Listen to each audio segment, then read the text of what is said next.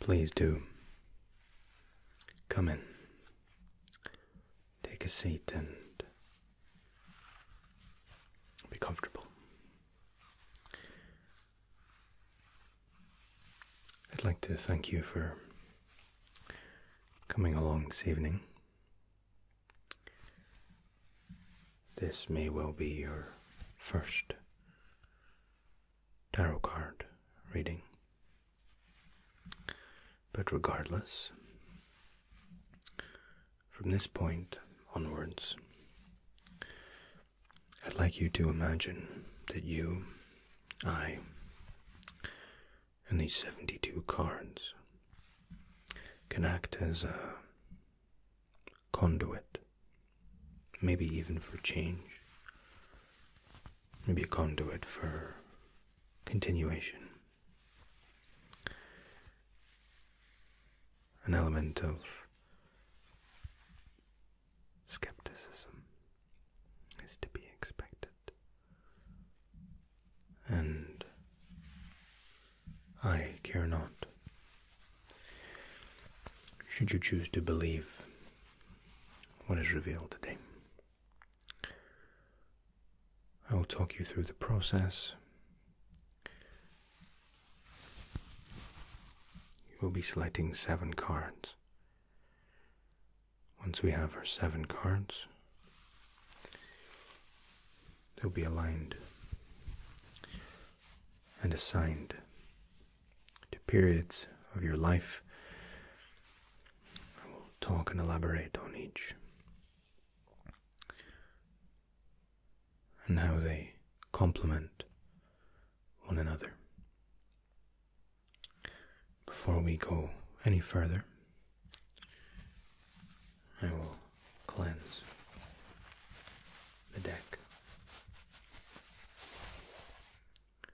Cleansing a deck of tarot cards is essential.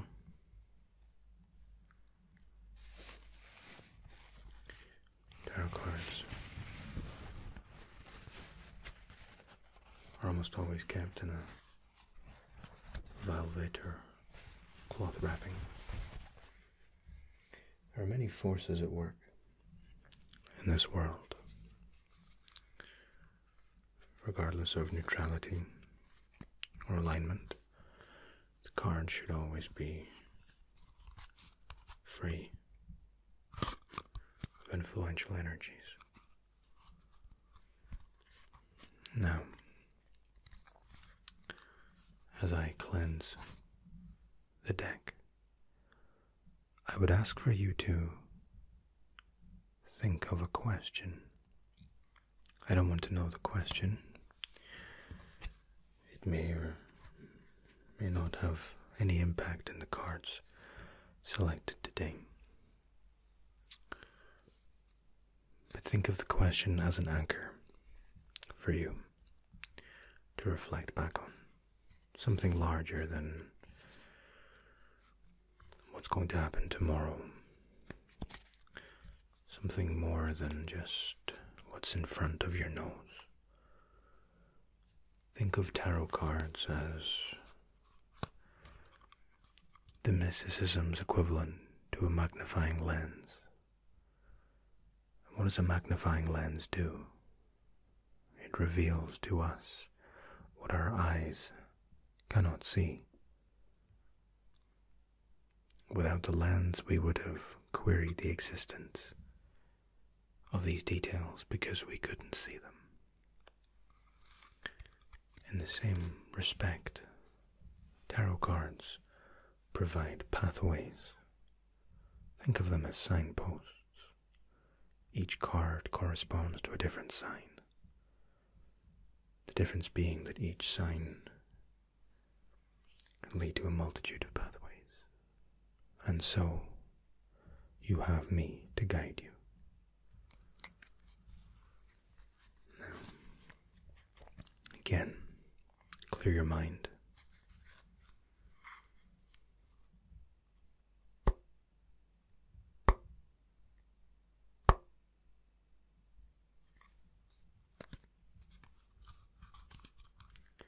Knocking 3 times on the cards cleanses a of any existing energies. I'll ask you now to place your fingers on the top card.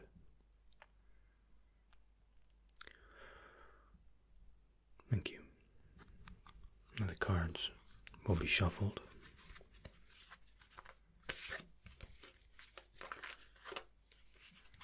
The shuffling of the cards is almost secondary.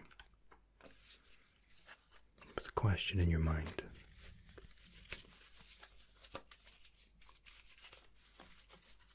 the cleansing, and the bond between you and the deck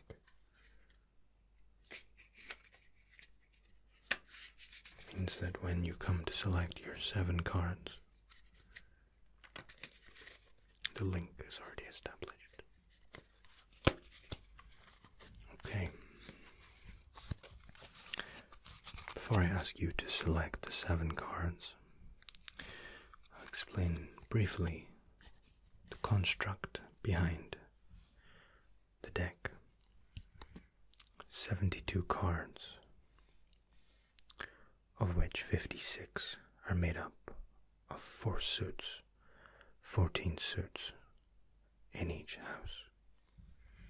The swords, the cups, the wands, the pentacle.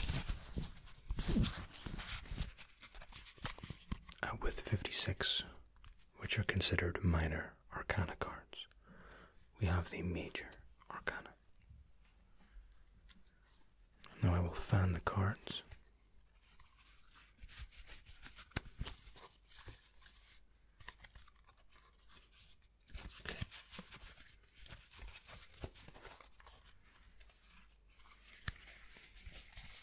I do not wish to see the cards.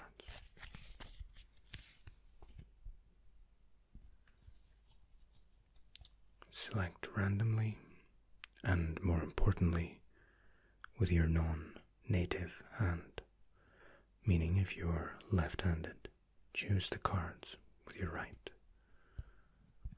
I will ask you to place the cards face down on the table. So let's look at the cards.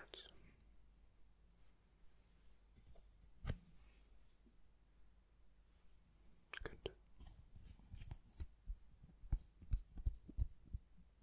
Very good. I have no knowledge of what you'll be picking. Good.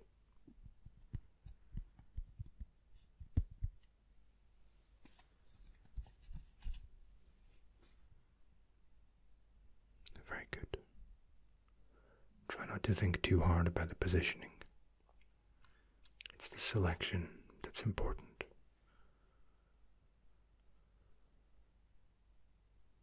Good. Thank you. Now,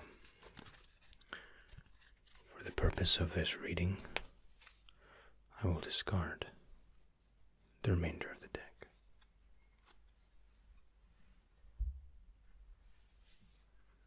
Now, 7 cards you've selected.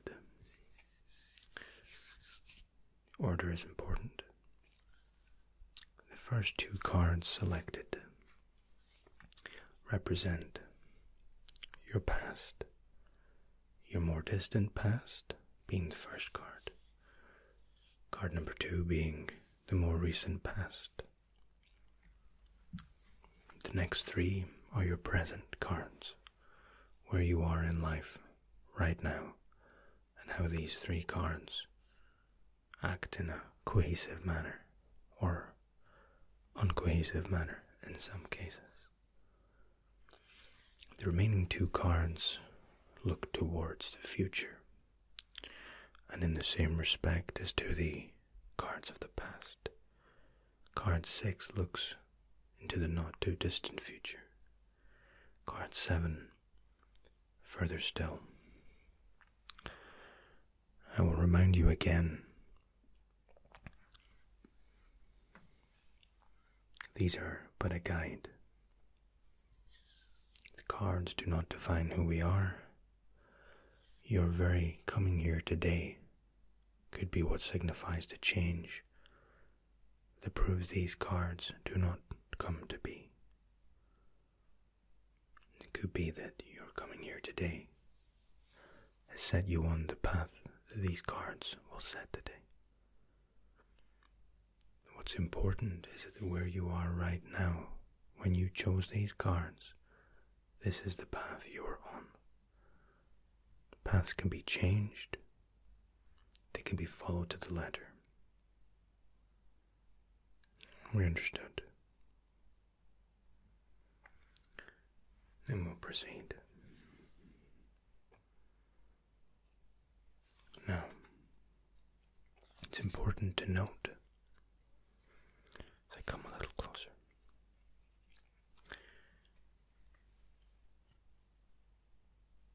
how the cards are shown determines their meaning. What I mean by this is that a card can be almost the polar opposite if it is inverted or dignified. I will show you the card first in the order and orientation that you selected it.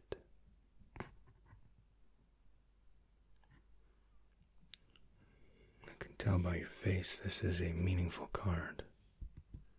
So this is your most distant.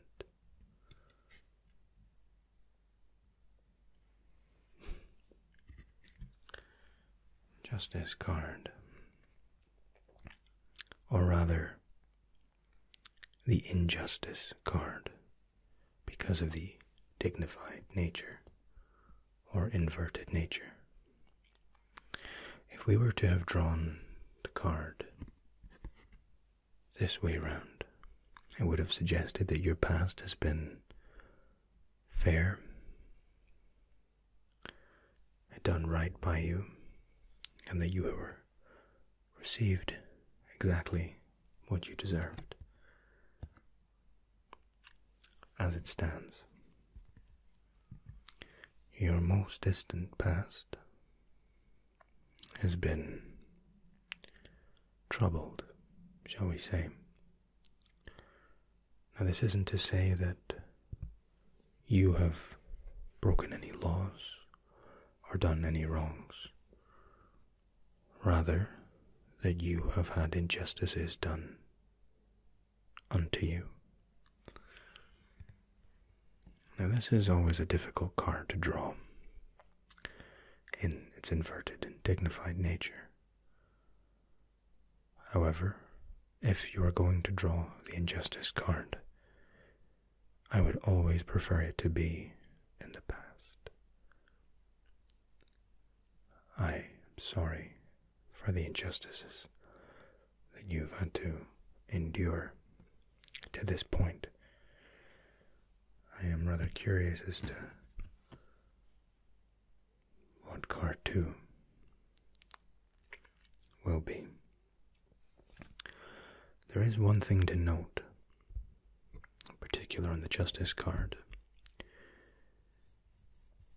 Wielding the sword, meaning that you didn't take these injustices without, at least, in your mind, fighting back.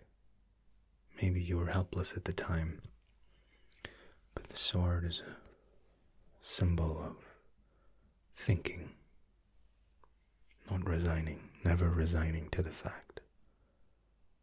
Stoicism. It's subtle and sometimes missed by tarot card readers. They tend to focus on the scales, on the balance of things. It's an interesting first card. Let's proceed.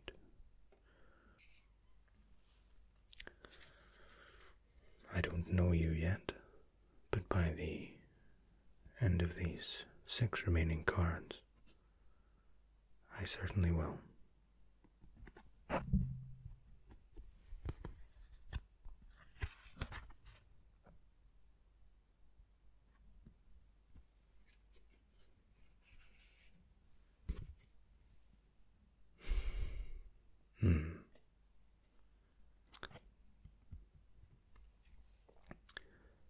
for those who doubt the power and the reach of the tarot cards. Correct me if I'm wrong. Upon one or perhaps a lifetime of injustices, at some point in the not too distant past, you entered a point of introspection. The hermit isn't just a man living in a cave. It doesn't just symbolize being alone. Look to the lantern. Light, you never give in to dark. But the hermit looks inwards for answers. Now often you'll draw the hermit card if you yourself have done something traumatic that you were not proud of, or you have been the subject of something that caused you pain, caused you to take time away and look inwards and think, what do I do next?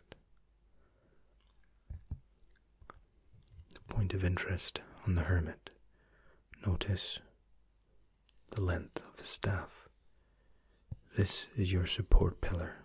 When the body and the mind felt frail, you had something to cling to. Now this may have been a person, may even have been a pet or a family member. It might just have been your desire to push on. And it's consistent with the sword found in card number 1.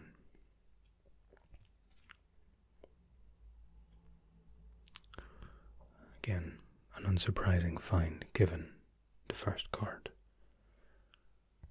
But the injustice and the hermit together can often lead to a seed of, if you had drawn the hermit as number 1 and then the injustice, you are already in a period of introspection, of deep thought, and then you are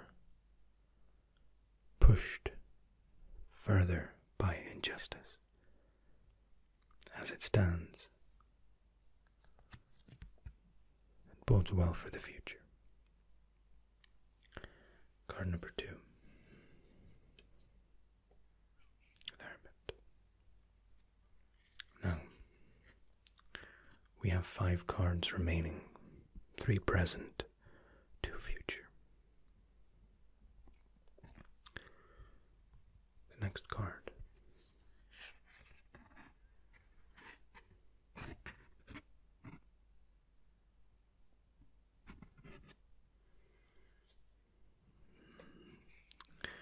This, judging by your reaction, is a card you are unfamiliar with.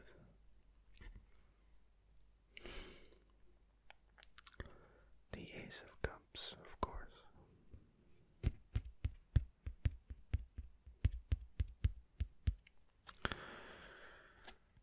Well, the Ace of Cups is like a breath of fresh air after a storm, and has appeared almost musically on the back of an injustice, a moment of deep thought. The Ace of Cups is about a new beginning. It's about beginning to open up emotionally. The beauty of your readings thus far is it almost has a majestic perfection to it. The Ace of Cups, more than just the gold goblet with the water, which is symbolic of life, the greenery that it's giving life to. Notice the hand, the delicate hand, almost like a deity.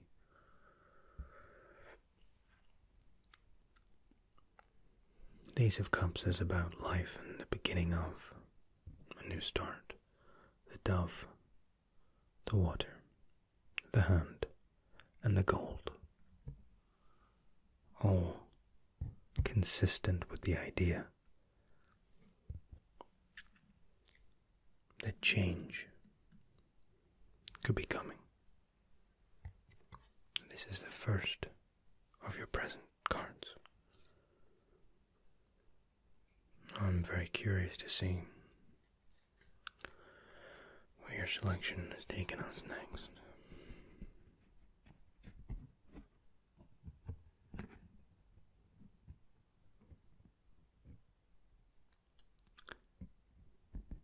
Again, I can tell by the confusion. This is a card you are entirely unfamiliar with, and that means it has no text along the bottom. Let's see what we have.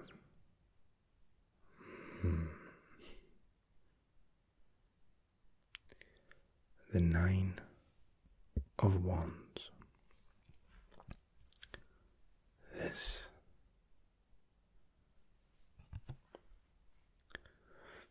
The Nine of Wands is such a typical card for you to pick at this point. Notice the expression. The Nine of Wands is about having been battling for so long. Notice the headdressing. Wounded, is tired of fighting, but still clings to the weapon, still willing to defeat all enemies. Anyone that comes will be defeated. Anyone who comes for you will not win, because you're stoic, you're determined. And although you're battered and maybe you're bruised, look at the two-handed grip and the look of determination on the face. You will not be beaten. Not now. Not ever. And again, you could only have drawn the Nine of Wands after something like the Hermit and the Ace of Cups. Having that moment to reflect against the injustices felt upon you. Embracing the idea of change, but being ready to defend yourself with the experiences of the injustice. It's such a telling card for you. A very, very encouraging one. And again, I'll remind you of the recurring theme in your cards, with the sword from the Justice, the long staff of support from the Hermit, and then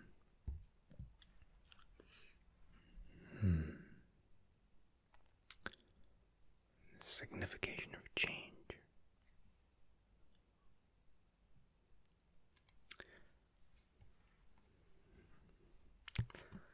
All right, let us keep moving.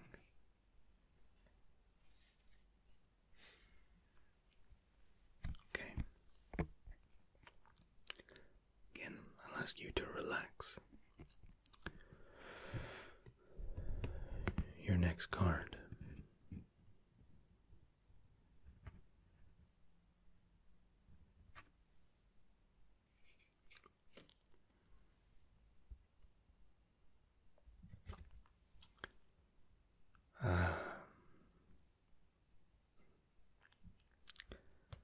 The inverted Hierophant card.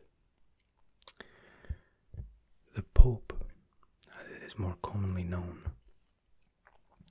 signifies tradition and doing everything the way it's supposed to be done. rather the way it's always been done. The Hierophant card simplifies and is perfectly symbolic of tradition and never breaking rank. That might not sound like you, which is why the card is inverted. With the stoic nature of the Nine of Wands, the new beginning with the cups, you are willing to try things differently this time. You don't want to conform to how you're supposed to live your life. You want to be your own boss. You want to have an input into your own fate, that this isn't all predetermined. The irony, of course, is that you're in a tarot card reading, which is trying to do exactly that. Or is it?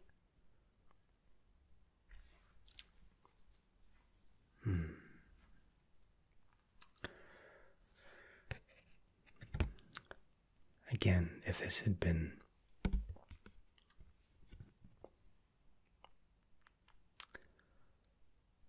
your entire reading would be different. This would signify a break, that you were fighting all this time, you're ready for change, but in the end you just wanted to fit in, and you caved. But no. Remember the sword, the cane, the look of determination, the two-handed grip. You were born to do things your way. Nobody else's way. It's a very powerful card. There aren't many cases where inversion, or the card being dignified, is necessarily a good thing.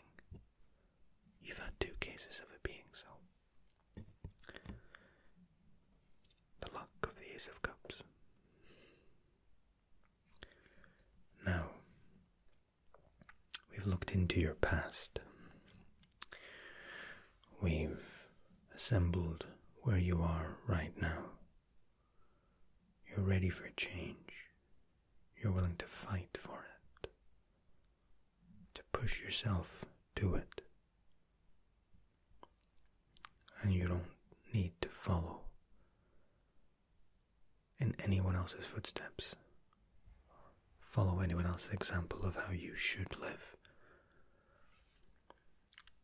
Let us take a peek into the future.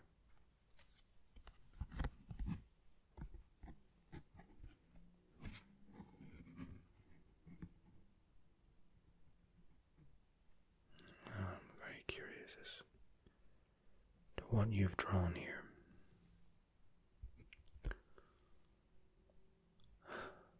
Page of Swords. Now, the Page of Swords, for many tarot readers, is something of a contradiction. But to me, and I see all, the family of swords are known for their intellect, decision-making, to know exactly what to do, when to do it, and being precise in their actions. But the page, who appears in all 4 houses, the page is gathering information. The page is almost like the apprentice who's learning and gathering, who's evolving. And this confuses many, but not me. The Page of Swords. You're seeking a little bit of solitude. You're finalizing. You're making sure. You're amalgamating all the resources available to you. And again, it links back to that introspection from the hermit. These cards link so perfectly. And of course, what do we have? The sword, which was so prevalent in your very first card, and in a way is similar to the Nine of Wands, that willingness to fight for what is yours, that you won't give up, but you're a deep thinker. And now you can take the time to analyze your next step into the future, and always carrying the sword of intellect and clear thinking. This is one of my most favorite cards, purely because of the contradiction between the clear thinking and the unsure, uncertainty of the page. But combined, they complement, they grow together.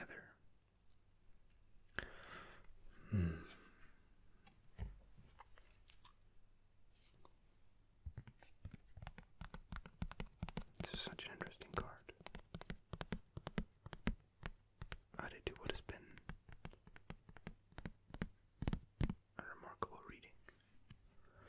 And now your final card. This is your very close future.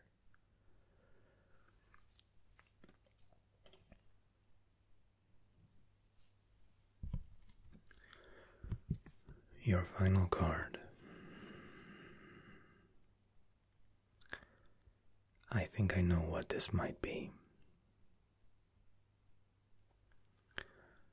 If this isn't a sword card, then I clearly cannot read what's in front of my own nose. Please tell me the card.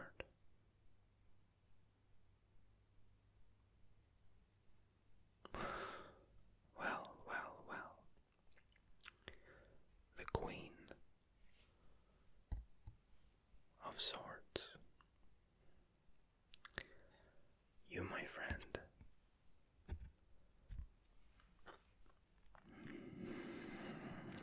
there's so much to say in this card. First and foremost, we complete the line of sword. What I mean by this is that no matter what happens now, at any point in the future, you will never find yourself back at card 1. And if anybody dares to bring that kind of injustice down upon you, you will be there, ready and prepared with the knowledge from the page, sword in hand, but not cynical and jaded. Look at the outstretched hand. You are still willing and open for friendship, for love. You haven't become closed. You haven't become the hermit. You evolved with the Ace of Cups, signifying the change, evolving past the introspection of the hermit, but still maintaining the knowledge with the Page of Swords.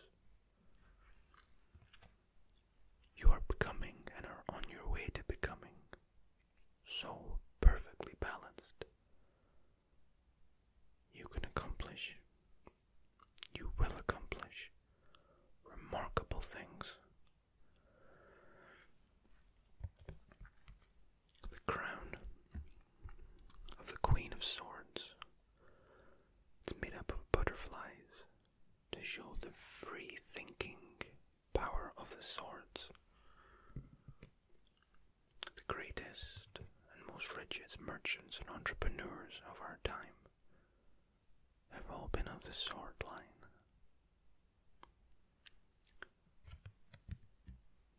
But where you have an advantage is with that self-reflection, the introspection, that stoic, unyielding mental fortitude. I've absolutely and completely been blown away by how consistent your courage and determination has been throughout every stage of your life, and will continue to be so in the future.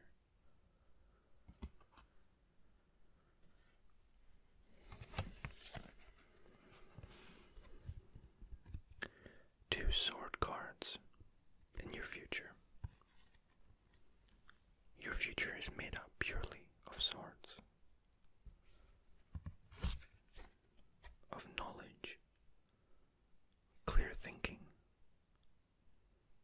and power, but always with the hand and grace of the Queen, the free thinking of the crown, and the knowledge gathered by the page.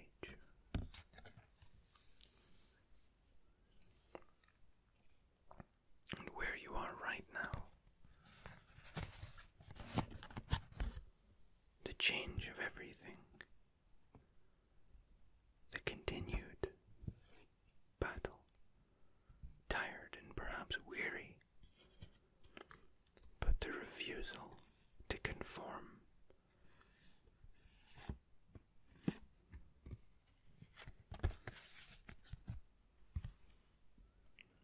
and where did you come from? The injustice of your life, the sword, right from your youngest age, was always there, was always with you.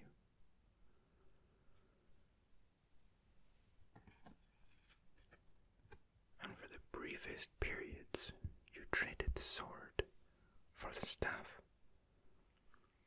To steady yourself, you acknowledged that you were weaker, that you had been hurt, and with a bandage from the present. Many people get stuck in this introspection, this period of looking inwards. They get trapped inside, become a permanent introvert, and never venture out themselves, never venture out of themselves. But not you.